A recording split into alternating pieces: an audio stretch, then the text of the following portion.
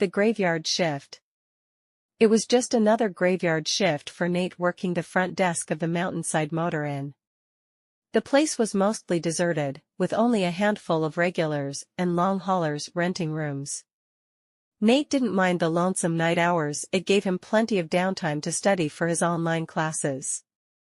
He stifled a yawn as the clock ticked past 3 a.m., running a hand over his bleary eyes. The fluorescent lobby lights always gave him a headache after a while. Nate was just getting back into his psychology textbook when a muffled thump from overhead made him start. He froze, listening intently. The Motor Inn was an aging 3-story structure, with ancient pipes and rattling climate control always producing strange noises. But that thump hadn't sounded like any ordinary settling or malfunction. More like something heavy hitting the floor with purpose. Nate waited for a few tense minutes, straining his senses, but the inn had fallen eerily silent once more. He turned his attention back to his studies, chalking it up to the structure's antiquities. That's when a high-pitched scream shattered the stillness, lancing through Nate like an icy dagger. A woman's scream, thick with terror, coming from somewhere on the second floor above the lobby. He bolted upright, his psychology book clattering to the floor as another wail pierced the air like nails on a chalkboard. Without stopping to think, Nate snatched the aluminum baseball bat stowed under the counter and sprinted for the stairwell. He could already hear the other night clerk Hank's footsteps pounding down from the 3rd floor as he burst out into the upstairs corridor. Fluorescent bulbs flickered fitfully above, casting the Crimson Hall runner in a bloody pall. "Hello!"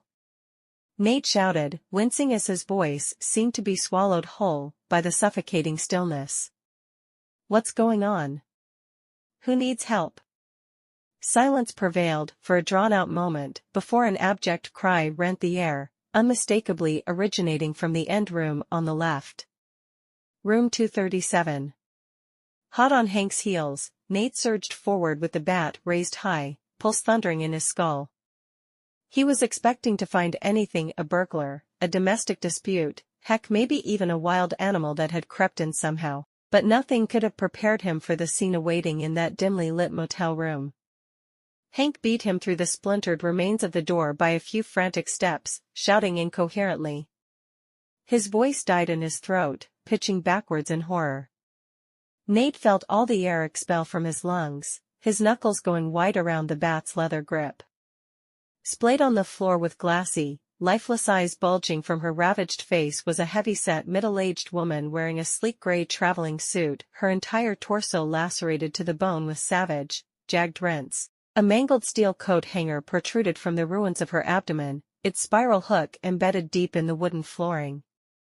The woman's limbs were twisted and bent in boneless, unnatural angles, as if her body had been drained of every ounce of structural integrity. In that paralyzing instant, Nate watched a shadow flicker at the edge of his perception. Some hulking, hunched apparition standing stock still in the far corner of the room, seeming to drink in his reaction with bated, glutted appetite. Even deep in his most primal lizard brain, Nate knew this thing couldn't be human. Not with the way it seemed to slough off the ponderous nebulous edges of its spectral silhouette. As if it were made of roiling darkness solidified, containing something horrid at its core, struggling for purchase in the material realm. Its featureless head inclined subtly, acknowledging Nate's gaze before exploding into a kaleidoscope of fragmented images that blitzed his mind's eye. The terrified witnesses to the entity's previous atrocities over untold decades flickered past in bubbling eddies of anguished screams and rending carnage. Only the peripherals remained consistently anchored, betraying glimpses of the creature's true nature. Hints of teeth, innumerable and dagger-like. Tendrils unfurling and lashing like metal whips.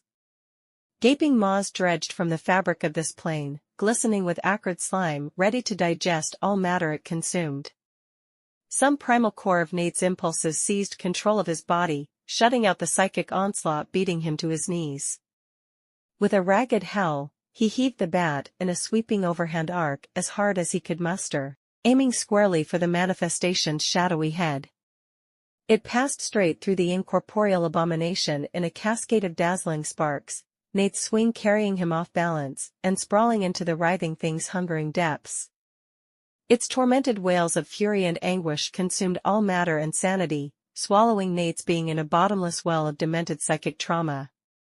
When the police arrived nearly an hour later, they found Nate huddled and whimpering under the room's tattered canopy bedframe. Hank was nowhere to be seen, though by then he had long since joined the ravaged spirits trapped within the entity's infinite torment matrix.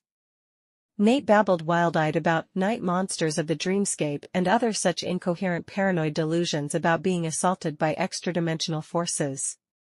Needless to say, the authorities dismissed his ravings out of hand.